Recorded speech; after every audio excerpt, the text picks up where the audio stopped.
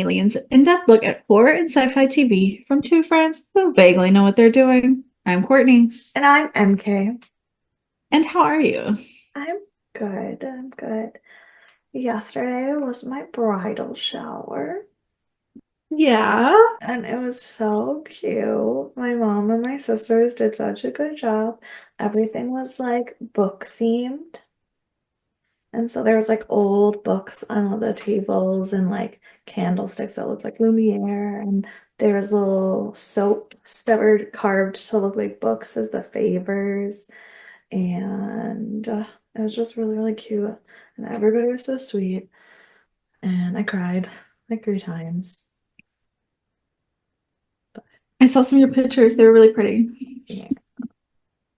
I only took one picture myself, and it is not a picture I can share because my dress was like pretty low cut, but like it wasn't like sluttily low cut. It was just like a lower cut dress.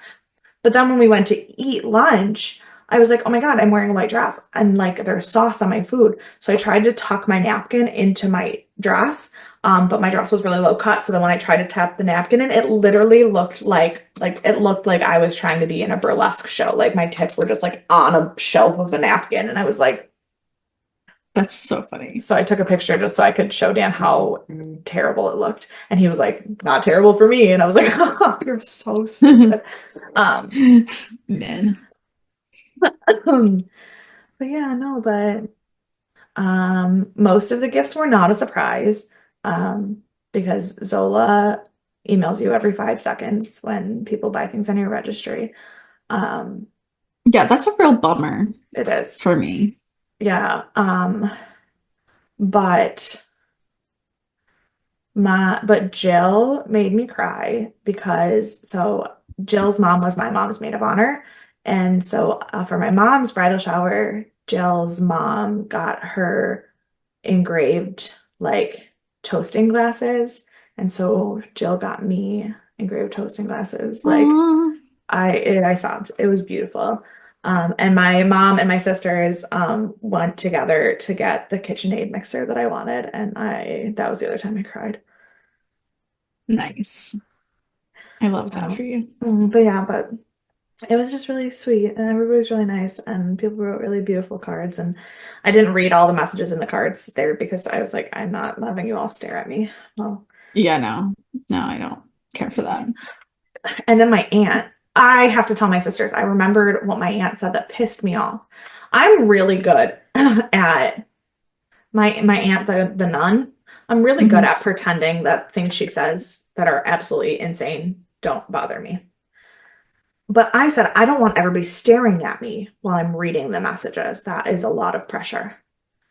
Because A, then people judge how fast you read or how emotional you get or whatever. But also, like, for me, it's a private thing. Like, they're writing if they wanted to say it out loud, they'd say it out loud. They're writing a note to me. Sometimes it talks about like why they gave the gift or what their relationship with you is. And that's not public information. And plus, for me, when I'm writing the thank you notes, it helps if I read it right before I write the thank you notes that I can like. So that's what I did. Right. This biddy literally says, do you want us to just close our eyes while you're walking down the aisle so that nobody's looking at you? I gave her the dirtiest look I have ever given anyone. And my mom goes, damn it, that's the picture you should have taken. I was like, the fuck is wrong with you? That is not the same thing. Not the same thing. But then last night we were trying to tell my dad the story and I couldn't remember what she said that we all were like, the fuck? That's what it was. That's what it was. That makes sense. That makes sense. Ugh.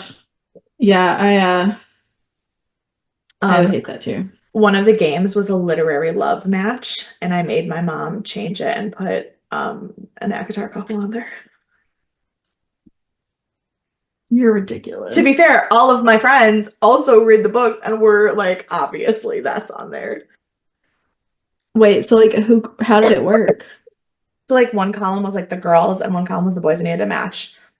Like it was like a matching game. It was like a matching game. It's like literally a love match. But like people were like dumb. No, all my friends are not dumb. And actually, a lot of people got all of the answers correct because like a lot of my friends are also teachers and everything. But they had characters' real names on there. So it didn't say Mr. Darcy, it said Fitzwilliam Darcy. And it didn't say Mr. Rochester, it said Edward Rochester. And these people were like, they don't have first names. I was like, the fuck they don't. They absolutely have first names. Right. I was like, read a book. Oh my gosh. I love Yeah. that. Yeah. I want some literary themed adventures soon. I I've been reading again, which has been nice. Nice. So Rachel read, God, what book was it? It was one of the Frida McFadden books. Oh my gosh, I literally read it yesterday. The Housemaid? That's the only one The I know. Inmate. No, so I read that one like Yeah. I read that one like when it came out. But I've been reading Frida McFadden for, a few years now. And it was The Inmate. And then I just started No One Tells the Truth or No One Lies or something is what it's called. I'm like 2 hours in. It's an audiobook. But I've been wanting to read again, so I'm very excited to get back into that. Yeah. So I'm doing Frida McFadden, and there's a ton of Riley Sager books that I haven't caught up on. So he has like 3 new ones since I read a book last. So I swear he just pops them out, but he's such a good writer that he could release one every day, and I'd be like, yeah, that's probably just as good as the one that came out yesterday. So I love him. So I also am trying to get back into my literary jaunt. And I've been watching TV again. I've just been kind of like settling. This has been the first month that I've been, I mean, not even the whole month, but like this is the first like time I've been settled. Yeah. Since I've been here. In like April. And so I'm kind of coming back to becoming a person, which is really nice. And I'll join you in like February. Excellent. I can't wait. Yeah, that's the other thing I'm very excited about with this new job is there's so much flexibility that like it's okay if I come to your wedding like early. I don't have to wait till like Friday to fly in. Right. That was one of my concerns with getting a new job like now. Yeah. Is like they're not gonna want me to take off. If anything, that Friday would be the earliest, but I have flexibility, so it's nice. But yeah, so I've been trying to like read more, I've been trying to like do more, and I know this is like comes out like on Thanksgiving probably. I think it's like before Thanksgiving. No, it's the week before Thanksgiving because Thanksgiving's late this year. So when you hear this, it has not been my birthday. Or when you hear this, it has been my birthday, but as of today, it is the 3rd. Yes. So we are in my birthday month, and I am very excited. All I know right now is Rachel says we have something planned the night of my birthday, the day of my birth, which is probably Beetlejuice. She's really keeping it like a real secret hush hush, but I'd be really surprised if that's not what we're doing on my birthday, because that's what I've been asking for like 7 years. Is that when it's going to be at the theater there? It starts on my birthday. Nice. Like it's 4 days and my birthday is the first day of it. Nice. So I assume we'll be going to dinner and then going to see Beetlejuice, which I'm so stoked. And if not, I'm gonna just drag her there the next night and make everyone go because I'm seeing it while it's here. Yeah. Regardless if someone else takes me or not. But yeah, and oh gosh, I was just about to say something else and I totally. Oh, and we're gonna do like a game night for my birthday, which will be really fun. So I have to figure out what games I want because that means I get to pick the games. Because normally with friend group, who better show up. They've been a little out of the way lately. They always want to play this game Bang that I've never played, but I think it's kind of like Werewolf. And it's fine like once or twice, but apparently they'll play it like for hours. Or they want to do like a Cards Against Humanity type game. And it's like, that's fine. But now we've played 7,000 times. We need to like switch it up a bit. Yeah. Last weekend, Joffer really, really wanted to play Mafia, like a werewolf. That's all he wanted. Yeah. But he was like, he was like talking about like, like sent us in a group chat like the directions of how to play it with cards or without cards, and like he was like so ready to do this. And then Brie was like, How about we just play Tell Me Without Telling Me? Because I'm really not about to try to learn the rules to your game while Layla and Zara are screaming at us. It's a very easy game, to be fair, but um, it's just one of those things that you play a couple times and you're like, I'll play it again Yeah, next year. But apparently they play it every time they get together. So that's not wild. here. Here they usually do a Cards Against Humanity game Yeah. or something. Oh, that's the other ACOTAR merch that I bought that didn't tell you. I bought Cards Against Prithian. Stop. You're too much. And it I has can't. expansion packs for each book. I'm really gonna get on reading those soon. Even if I do just go back and listen to the audiobooks and not read the actual Yeah. physical copy. Because I'll have so much time to listen to audiobooks again. I'm caught up on all my podcasts. I'm watching my horror movies. I'm like becoming a person again. Like it is really strange. And I'm sure this will change in 2 days. But today I finally feel like I'm kind Oh of my a God. person again, I which love it. is nice. So while I'm in this like happy-go-lucky mood, I'm sure my face radiates that, I know. This happy-go-lucky mood, can you give me a little bit of spiritual guidance?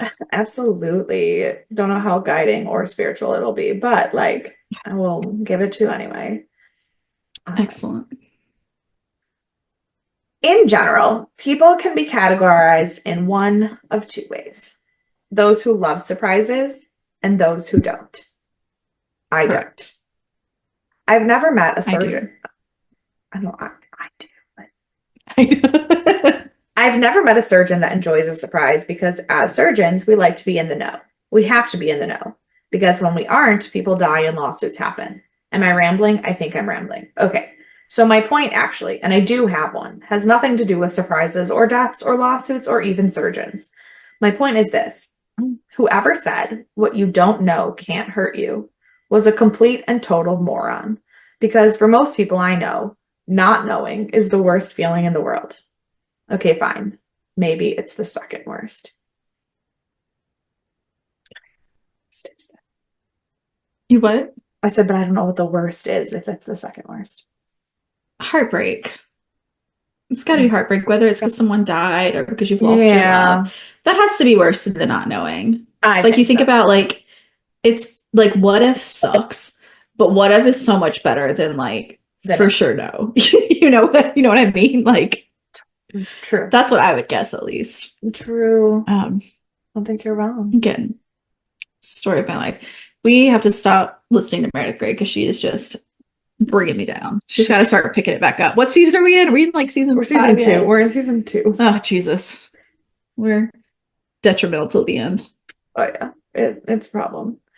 This was a big emotion season. It It wasn't a was lot. It wasn't an active season, but it was a big big emotion emotion. season. Yeah, but also the blog that I use that has compiled them for me, I think only goes to like season 12, and then I'm gonna have to find them.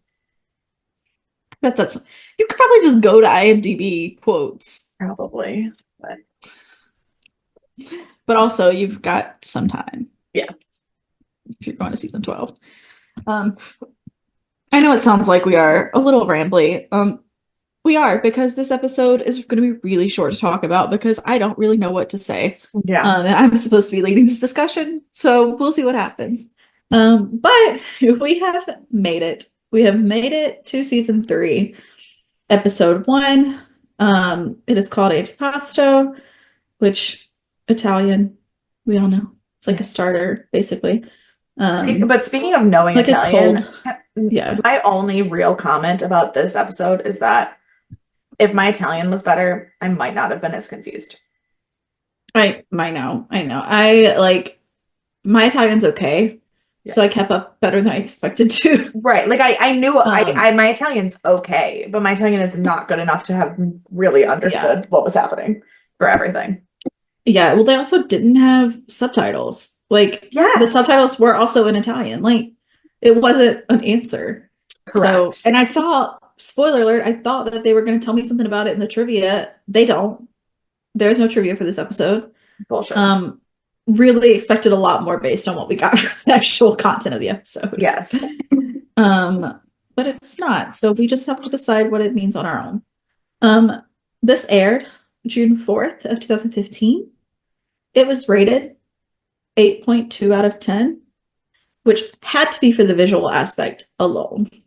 Like, See, but I didn't like the visual aspect. It was so artsy, and I was underwhelmed. it was very artsy. I liked it. I liked that we went back to a lot of the traditional elements of visuals that they use, which we'll talk about as we go through. But like, what else is there to rate on? Like, Well, yeah. Brianna, who doesn't even watch Hannibal, just goes, "Did anything even happen in that episode?" no, nothing happened. She said, "What are you going to podcast about?" I said, "Better hope Courtney has Books. notes." I said, "Hope Courtney has notes," because what I day have 2 did you said? pages. You said June 4th, 2015. Yeah. See what I The was. number one's yeah, you looked that up. The number one song was "See You Again" by Wiz Khalifa, which means I had just graduated college, and was having an existential crisis because when this song came out, I used to drive in my car and be sad to it. So that is the time I recall. The number one movie is Spy, which was really fun, and the number one book is, kind of ironically, but not really, The 14th Deadly Sin by James Patterson and Maxine Pietro, which is the follow-up to the season finale number one book, which was the 13th, Unlucky 13 or whatever. So we have just gone from the last James Patterson to the new James Patterson. And then what were you doing on this day? Did you find that? I found what I posted on Facebook on this day, but one was a picture of a baby duck, and one was a mashup of the Aladdin, Lion King, LaGuardia Airport performance. Remember the cast of Lion King on Broadway and the cast of Aladdin on Broadway like had a dance battle at LaGuardia Airport. So I was obviously not. I did not know that existed. It sure does. I was obviously not involved in it. I just shared the video on Facebook. So no, I couldn't tell you what I was doing at all. Well, the rest of the world, what they were doing is we had the world's first partial skull and scalp transplant that happened. Cool. There was a MERS outbreak in South Korea, and St. Bene's Hall, which I assume is St. Benet and not Bennett, it is B-N-E-T, at Oxford, admitted women for the first time this day, and they were the last university to do so. So, yay, women, 2015. That's not long at all. It's fine. What's new? Our director is Vincenzo Natali, who we last saw in the episode, season 2, episode 8, which was the episode with the body and the horse. Oh, that explains why the visuals did not sit well with me. Right. Cool. Writer still Steve Whitefoot, editor still Michael Dougherty. And then our special guest is Tom Wisdom, who plays Anthony Dimon. He is known for 300, The Boat That Rocked, Romeo and Juliet, Count Paris, and Sisterhood of the Traveling Pants 2.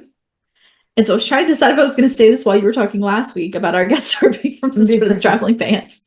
And then I was like, I'll just wait and talk about it next week. Yeah. It's fine. There is not a lot of information about him on the interwebs, except that he really loves football, like soccer, football. And he was planning to play professionally if he did not become an actor. Cool. So that was 3 of the like 5 pieces of trivia on his IMDb trivia. Nice. So now we start the episode.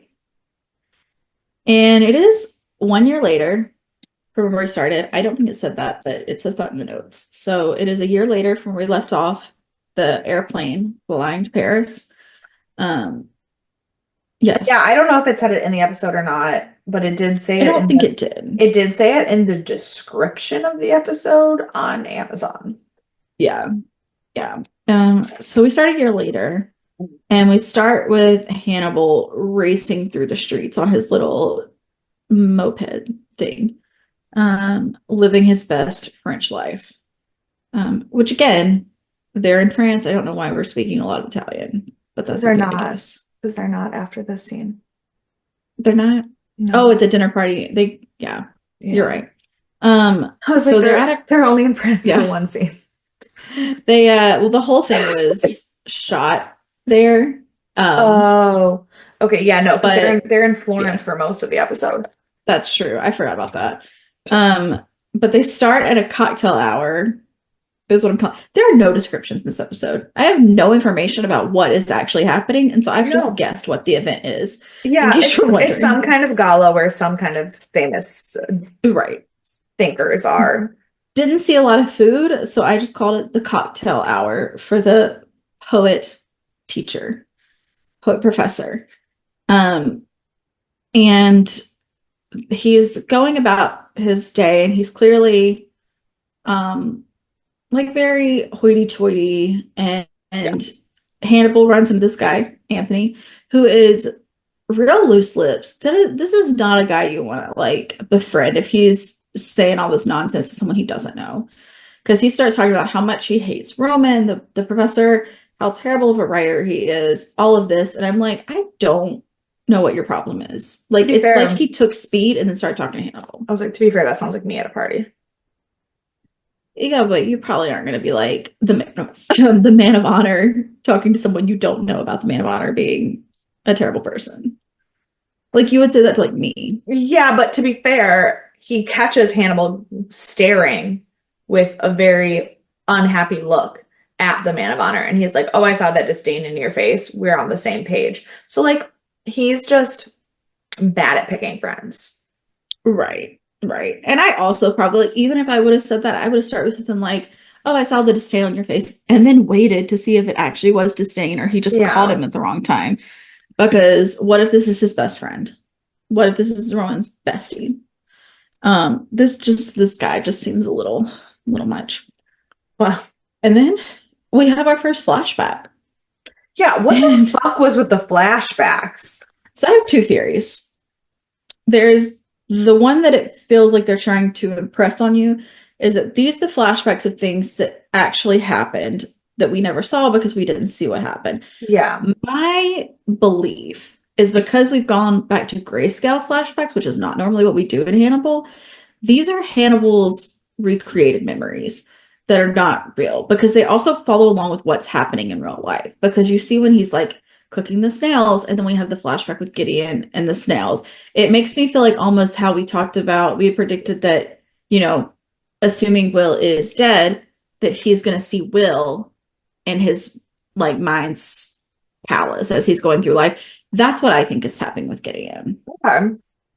I don't think they are actual real memories. I think they are what he's using Well, to that move would make forward. sense because when we see Bedelia's memories later, they're not in grayscale and they're actually what Right. happened.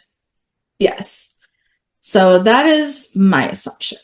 Um, and so we go back to the flashback, and he is talking to Gideon about how he's feeding him himself. Yeah. And he's just talking about, nonsense, nothing really important there, but what's happening. And then we go back to a dinner party, perhaps. Again, not a great description, but he's having a dinner party with Bedelia, and they're talking, and he starts just out of nowhere quoting Dante's first sonnet. Like, so Roman is a professor, I think, of Dante specifically, but if nothing else, that era. Yeah. But he's supposed to be giving a talk on Dante at the end of the week. And so he just starts quoting Dante. And if you like, that is the most unhinged thing I feel like that could happen. Even though this is a room full of professors, theoretically English professors, it still feels strange. Wait, are you talking about after the guy comes up to him? Oh, no, no. This is a separate, like, I think this is, yes, this is after the guys come up to him. Is Yeah, this we have the flashback with Gideon, and then we go back and he's talking to Roman now, God? the professor of honor. Okay. Is this before Yeah. or after he gets back on the motorcycle? This is after. I totally skipped. He gets on the motorcycle, he drives. I wrote it down and then didn't read it. He Okay. drives to a house, and then he's just eating dinner, and a woman walks in. That's not Okay. Hold on. Bedelia. So hold on. So you missed a little bit in that sequence. What happens is at the party, he sees Roman with his wife, blah, blah, blah. They're talking. Right. Anthony says all that stupid shit. He goes outside. He says good night. to Roman, who says goodnight back Bonsoir. to him. Bonsoir. Then he follows on his motorbike and corners him and says goodnight to him again.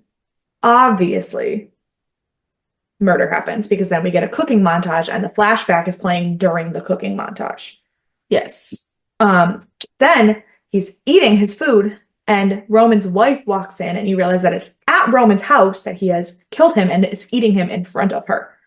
Yes, I did. I skipped that in my notes. Yeah. Yeah.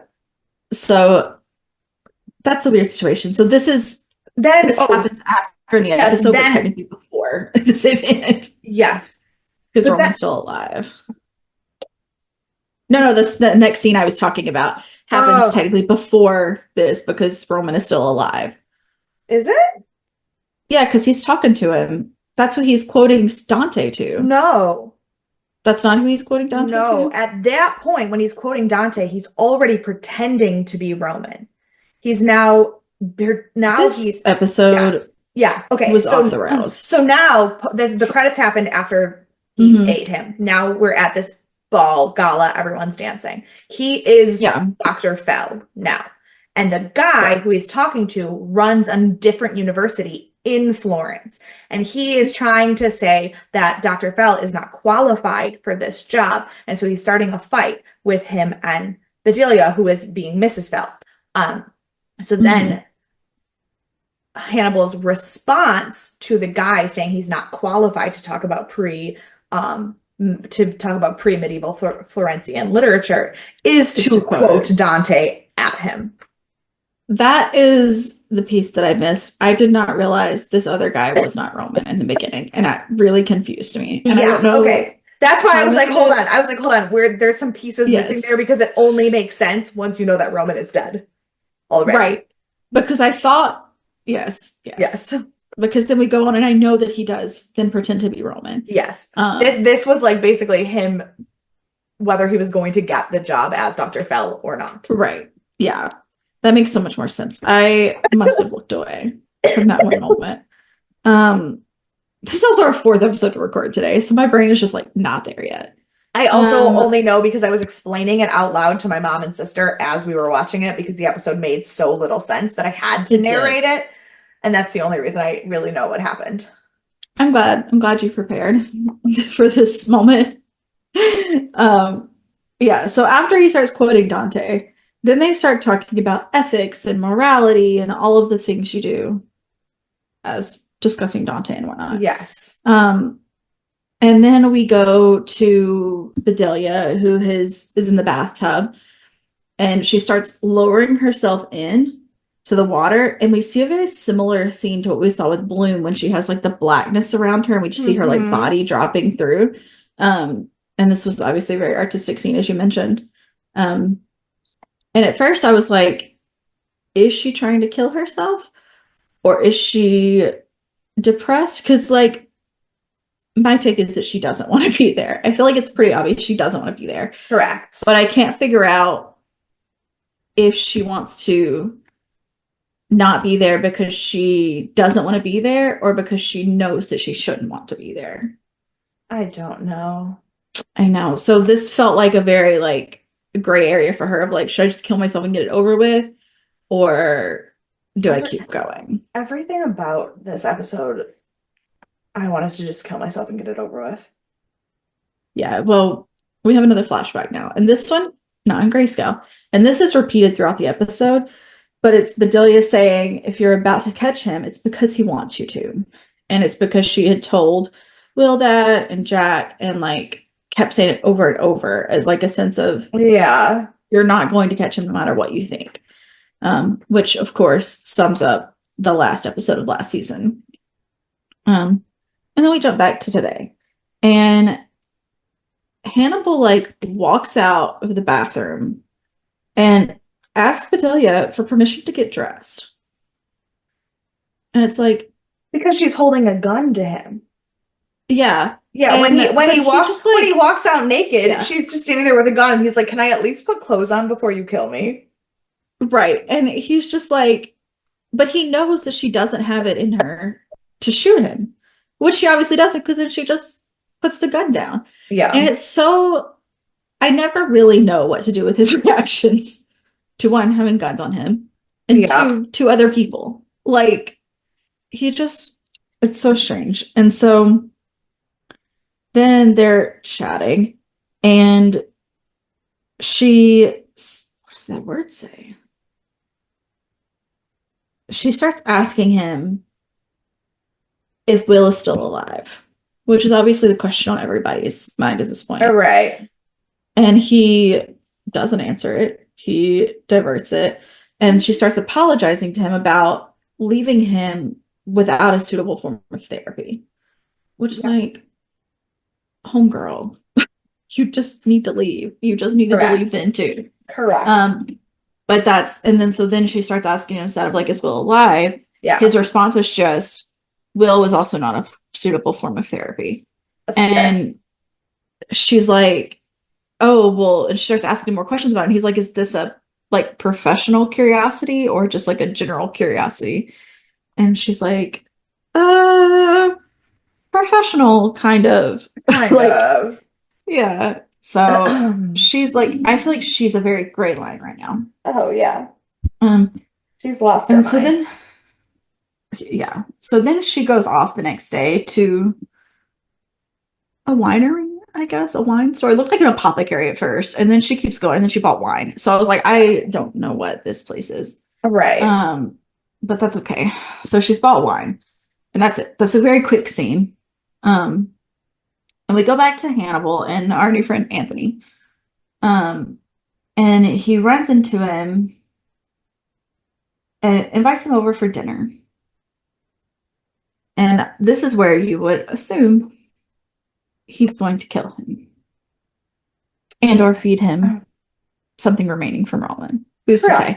Yeah. And then we start getting this really like interesting like slug visual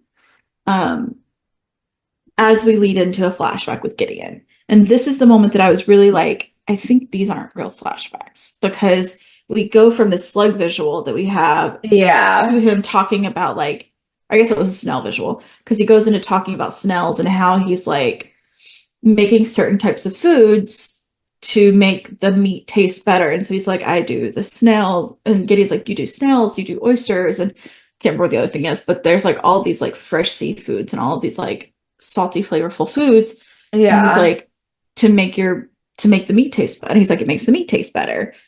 And Gideon starts talking about, I wonder what you must taste like. And like, that's a logical question at this point, I guess. Yeah. But obviously that leads on. So then we go to our dinner with Anthony, the dumbest person on the planet. And they're talking about Dante again, as they do. Like, you got to find a new topic, but that's fine. Right. And we learn that Anthony is traveling alone, and that he always travels alone because why not? I was like, worst thing you could tell a serial killer, worst thing you could do. Or worst thing you could tell people you don't actually know. Like, that's the number one rule. And so then they're talking and chatting, and this whole time Bedelia's kind of like just moving food around her plate, not really eating. And he's like, oh, do you not eat? Like, are you trying to avoid meat for some reason? And she's like, oh, I'm not really into eating anything with a central nervous system. And I was like, yeah, or like humans. Right. But that's fine too. And so she says that, and he's like, oh, and then they start talking about the taste again of like, the oysters and whatnot. And she's like, yeah, it, something about like my husband has a preference in the way I taste or whatever. And this man just jumps on it, and he's like, oh, is it that kind of party? Way too eager. I would have shot him right then, and I'm not even a killer. Right. Like, and she's like, and Hamill's like, no. And she's like, absolutely not. Like, she shouldn't have said it, because that did sound like an invitation. But it sure did. It sure did. But it wasn't. And he's a little creepy for just kind of jumping full force. I mean, to be fair, if you were alone with a couple and the first thing they said was that they are worried about the way that they taste, would you not Yeah. assume that that was what was happening? Because that's what I would have assumed No, was. I wouldn't have been as eager. absolutely. I wouldn't have been as Right. That's eager what I or was gonna say. as curious. But again, because it's not something I'm into. Yeah. But like, he's French. That's true. That's true. I guess he can do whatever he wants, but he doesn't know. He thinks that he's besties with these people now, and he's not. So it all goes back He's to crazy. yeah, but it also goes back to what I said last week about charming, about the charm. Yeah. Although I don't feel like Hannibal's been that charming to him. He's just No, like, "Oh, do you want dinner? Oh, okay, Dante." Like these are the things he said to him. Nothing. He hasn't fair tried to enough. charm him. Fair This enough. man has just latched on. I just think he needs to get himself together. Um, and then Bedelia. So after we've settled that it's not that kind of party, Yeah. Bedelia's now at like a meat shop, I guess, of sorts. We see a rabbit hanging from the ceiling and a blood droplet coming off of it, which Okay. There were two scenes in that room, and the rabbit blood drop was only the second time she went into the shop. She went into the shop twice, once before dinner with Anthony and once after dinner with Anthony. But both times she said the exact same thing to the guy, but only the second time did we see the rabbit drop. what did she say? I think I missed what she said. And she ordered food. She said it was that this was Yeah. where I was like, I wish my Italian was better. Mm. I Yeah, know. I noticed that, but I didn't realize they were the exact same thing. Yes, it was the exact same phrase. And it was two of something and it ended in please. My assumption is that she's trying to get non-human food to eat. That's what I assumed was the situation happening Right. here.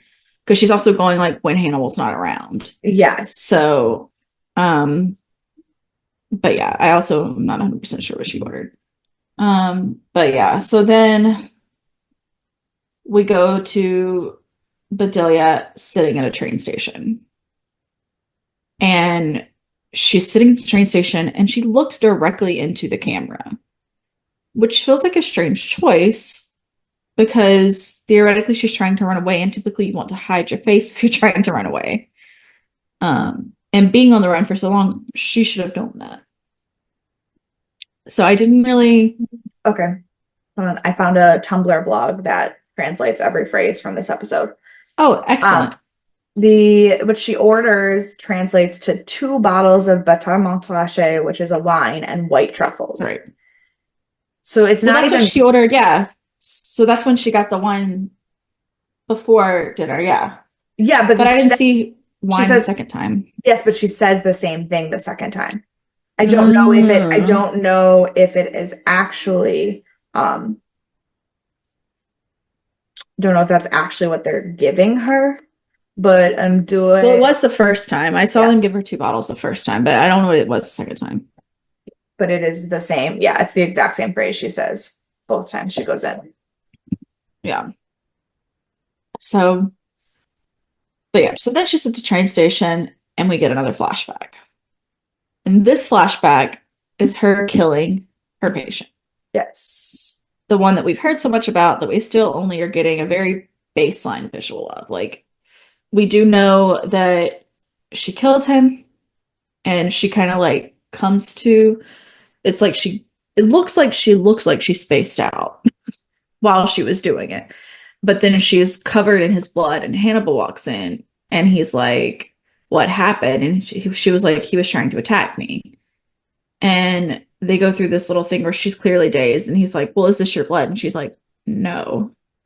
So it's still kind of that makes me wonder if Hannibal actually was the one who did it and yes. framed her. That is also my thought because that is what he did to Will Gideon, to try to to Will get Will to Will and to Gideon, Gideon. not Gideon, Chilton. To manipulate them into having no other option than to believe him. And to Abigail, when Abigail killed the kid with the hunting knife, Yeah, And to he was be like, fair, it's our Abigail secret did now. actually kill that guy though, but it was in She did. defense. But like that was the same tactic that he Yes. used on all of them. Yeah. And so I did not question if she killed the patient or not until this scene. Same. Yeah. So I don't know. I assume we'll learn more about that. Yeah. Um, and then we go to our Dante lecture that Hannibal is now giving because he is now Roman. And he goes to talk with Anthony and oh, after the dinner, she was shocked that he let Anthony leave also. Yeah. But he did. So he's talking with Anthony and the other professor guy. And then after their little quick chat, he brings Anthony home again. Except this time, he hits him over the head with Well, a because like Anthony bust. basically threatens to kind of blackmail him into letting Mhm. him know what he did to Dr. Fell and use that information to both of their advantage. And Right. I don't think that that's necessarily the wrong way to handle that, but Hannibal thinks he is above everyone and that how Mhm. dare you expect him to stoop that low. Um, Right. like I know at one point Brianna was appalled at something Hannibal said. Not even like the murder or the killing or the eating people. Hannibal said in one of his Gideon flashbacks, he said, "It's not cannibalism if they're you're not equals." And Yeah. Brianna was like, "The fuck?" Um, Yeah. she's pretty sure that's not how that works. But I'm yeah, pretty so sure that's like not how that works. so like Anthony like stooping to blackmail was when he was like, and now I want to We're kill not you. equals anymore. Yeah. Yeah. Um, yeah, so he brings him home, hits him over the head. It's got to be a bust of Dante. I don't really know, but that would be my It was guess. it was definitely a bust of someone. Yeah. It would be poetic if it was Dante, which makes Yeah. me think that it That's would. my guess. Yeah. Um, and then Bedelia's obviously there and she's staring horrified. And he's like, are you an observer or a participant? And she's like, what? And he's like, are you participating or are you just observing? And she's like, observer. And he's like, well, you're also kind of a participant by being here and not doing anything.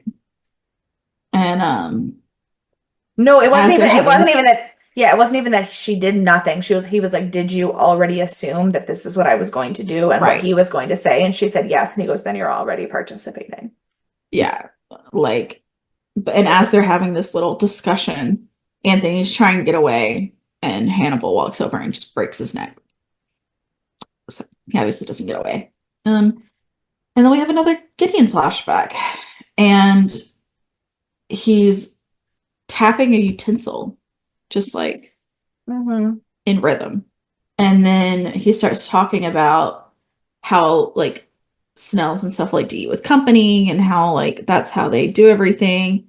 But just part of like he's like, it's like you, Hannibal, and like also he's like, it's really like when the company is Will Graham. So we're bringing Will back into it. Yeah. Um, and then we come back to real life, and Hannibal is, of course, killing someone. He has the what is the picture? The dissected man picture. What is that called? Oh, like Leonardo da Vinci's man? Yeah, yeah. Yeah. Yeah, the Da Vinci. I just keep calling it Da Vinci man. I know there's a name for it. Yeah, but it's isn't it like just Anatomy of a Man or something though? Like, Yeah, it's something like that. And so he has that back out, which we saw in the first season of Hannibal a lot. And he clearly dissects a bit of a torso and gets it all together and puts it inside the church.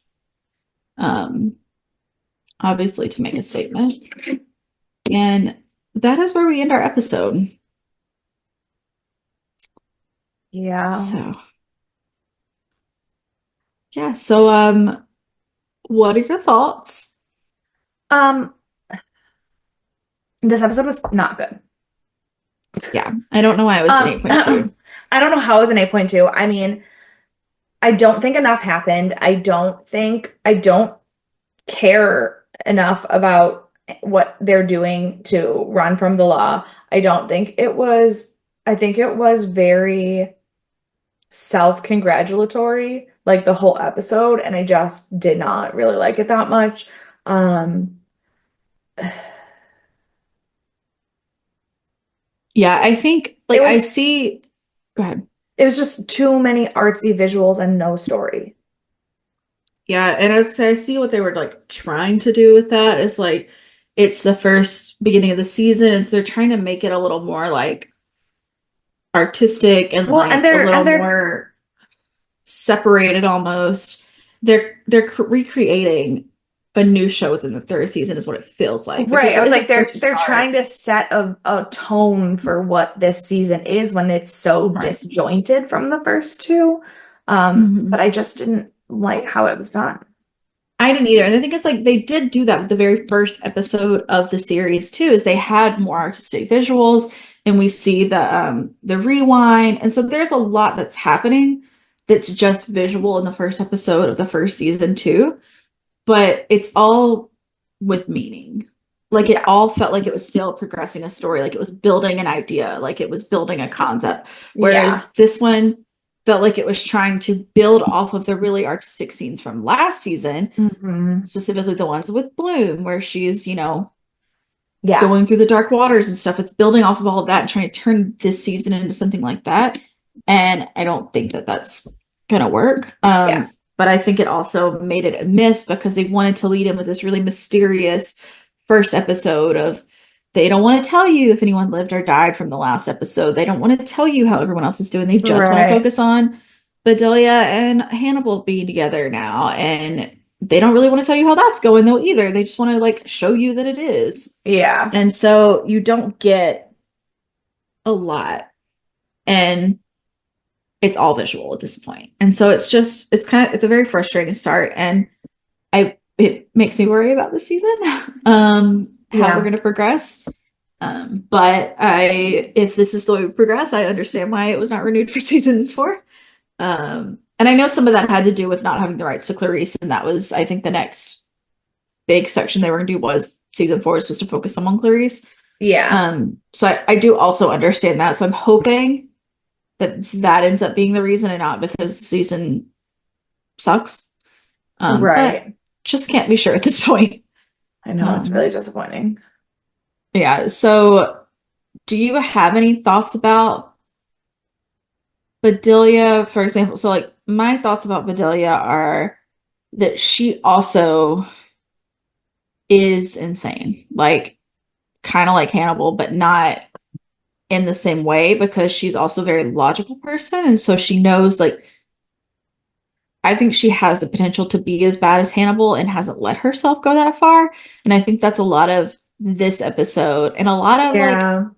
her coming back and working with Hannibal for so long because she saw a lot in him of things she didn't allow herself to do. And so she kind of almost lived through him. But now that she's living through him and potentially also doing what he's doing, it's creating a new gray area for her that she didn't experience before. Um, what do you think her trajectory looks like? I don't know. I just it has a Stockholm syndrome aspect to Yeah. it, and that like I don't know. I go back and forth so much on what side of this she's on because like I was very much like sure that she didn't want to be a part of it. Then she came back and I don't know why. But it feels very Stockholmy, except for that I can't figure out what he gets out of having her there. Because it's I more think he I think he gets a companion that he always wanted because as soon as he knew he couldn't have Will as a companion anymore, he got Bedelia. I think that he's been using her this whole time, even when she left. I think he's the reason she came back. Um, so I think the yeah. whole time Hannibal knew she was around because I think he manipulated her into saying what he needed everyone to hear to have his end result of dealing with Jack and figuring out where Will was and stuff like that. And that's so I think he's been Yeah. manipulating her since the beginning. Um, but I think she's been a very malleable person because she's so scared and also has some elements. inside herself that she doesn't really understand. Yeah. That she's the easiest one for him to manipulate and keep as his own because no one else knows her like he does. Whereas with Bloom and Will and all these others, they have other people and she doesn't, as far as we know. Yeah, that's fair. Yeah. So, um, so do you have any other predictions? Do you think we're going to get any of the other characters this season? Do you think we're going straight Hannibal and Bedelia? I don't Um, think so. I think we're gonna have to get some kind of connection to the FBI. I think I so still too. don't know how many of them are dead, and how many of them survived that attack, but I don't think it makes sense for them to be on the run if there isn't someone chasing them. Yeah, I agree. Yeah, I think it's gonna be interesting to see how it unfolds, and I'm gonna hope for the best and not hope too much just in case it doesn't do the best. Yeah, exactly. Um, well, on that note, who do you want to punch in the face? Don't I want to punch in the face? Um, Truly. I'm going to have to say, Hannibal. Yeah, that's fair. Um, I'm gonna go with Anthony because my God, I just wanted to punch him in the face the whole time, even before he really had started talking much. Yeah. He annoyed me from the very beginning. Um, so who's your MVP?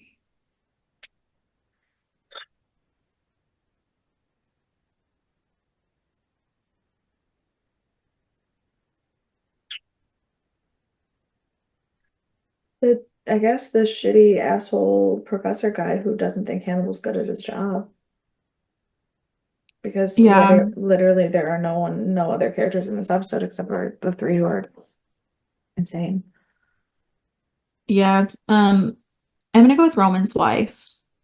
I don't think she did anything wrong. No, she didn't. She just died 4 minutes Therefore, into the episode. right. But like Roman kind of pissed everyone off before he died. True. Anthony pissed everyone off before he died. So like everyone else had bad elements, and I didn't see anything bad in her other than the fact that No. she was married to Roman. Yeah. So I think she's gonna be my MVP. Fair enough. Um, all right. Well, this is a little bit of a short episode. Hopefully we get a little more content next week. Right. We'll find out. Yeah. Um, but on that note, if you have any comments, questions, concerns, etc., you can email us deathandaliens@gmail.com. You can find us on all of the social media at Death and Aliens. You can find me at CECloud13. And you can follow me everywhere at EMKAY_superstar. And we'll see you for Sci-Fi Sunday. Bye.